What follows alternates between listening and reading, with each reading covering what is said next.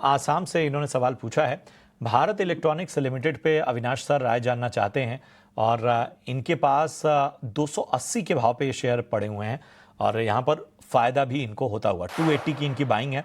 बताइए क्या करना चाहिए। मेरे ख्याल से देखो इन्होंने काफी अच्छे एंट्री लेवल स्टॉक खरीदा है। मेरे ख्याल से अगर इनको कैपिटल की जरूरत नहीं है तो कंटिन्यू टू होल्ड, क्योंकि देखिए अभी भी इनके पास 75-80 हजार करोड़ का ऑर्डर बुक है। कंपनी बिल्कुल कर्जा मुक्त है और डिफेंस में काफी वेल नोन कंपनी है।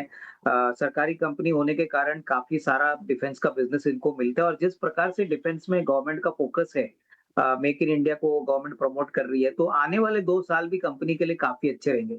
तो अभी तो स्टॉक काफी बढ़ चुका है। मेरे ख्याल से जो पहला टारगेट रहेगा वो 440 450 रहेगा।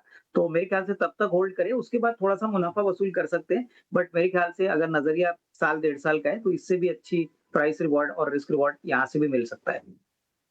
तो भारत इलेक्ट्रॉनिक्स लिमिटेड पर आपको ये राय मिलती हुई।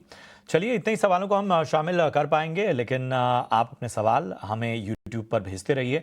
हम उन सवालों के जवाब कल देंगे। फिलहाल बढ़ेंगे अपने खास सेगमेंट वीआईपी शेयर्स की ओर।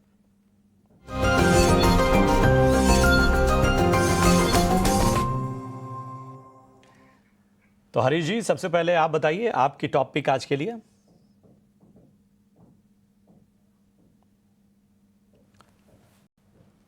हरीश जी, आवाज आ रही है आपको?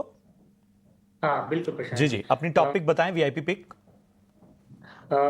मेरा टॉपिक रहेगा कल के लिए, देखा है तो मुझे क्यूमिंस इंडिया रहेगा। देखा है तो कमिंस इंडिया में मुझे लग रहा है कि जो कंसोलिडेशन था छोटा सा, उसके बाद फिर से एक बार रिवर्सल आते हुए नजर आ रहा है। जिस तरीके से एक हाई टॉप हायर बॉटम है और ऑल टाइम हाइस के आसपास ट्रेड होते हुए नजर आ रहा है, मुझे लग रहा है कि यहाँ पे और मोमेंटम बढ़ सकता है। तो Cummins India by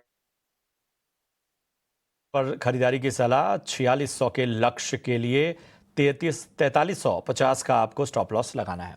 Avinash sir, अपनी रिकमेंडेशन बताइए।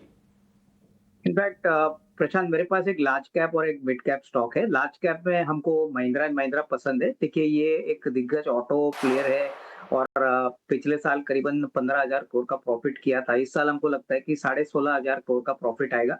सबसे बड़ी बात, ऑटो जो यूवी बिजनेस में ये मार्केट लीडर है, ट्रैक्टर में भी मार्केट लीडर है और इलेक्ट्रिक व्हीकल्स में तो अभी इनका जो प्रोडक्ट प्रोफाइल है बहुत ही अच्छी तरह से चल रहा है। तो सेकंड हाफ में हमको लगता है कि अच्छी ट्रैक्शन आएगी। तो 6 टू 12 मंथ्स का नजरिया कोई रखता है तो 3,950 4,000 का टारगेट प्राइस आपको मिलेगा।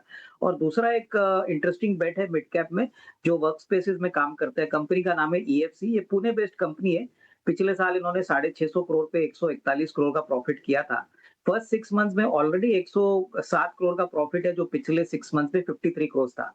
इनकी करीबन 75,000 सीट कैपेसिटी है और मुझे लग रहा है कि इस प्राइस पे रिस्क रिवॉर्ड काफी अच्छा बैठ सकता है। मेरे ख्याल से करीबन 360 375 का टारगेट प्राइस अगले 12 से 15 महीने में पॉसिबल है। तो ये हमारी तरफ से 2 पिक्स। ईएफसी और इसके साथ ही महिंद्रा एंड महिंद्रा पसंद आता हुआ इस वक्त अविनाश सर को। शुक्रिया करेंगे अविनाश सर। इसके साथ ही हरीश जी, आपका भी बहुत बहुत धन्यवाद इस चर्चा में जुड़ने के लिए और अपनी अहम राय देने के लिए। इसी के साथ कल की तैयारी में इतना ही। अपने सवाल हम तक पहुंचाइए, हम कल उन सवालों के जवाब देंगे। हमें दीजिए इजाजत। नमस्कार।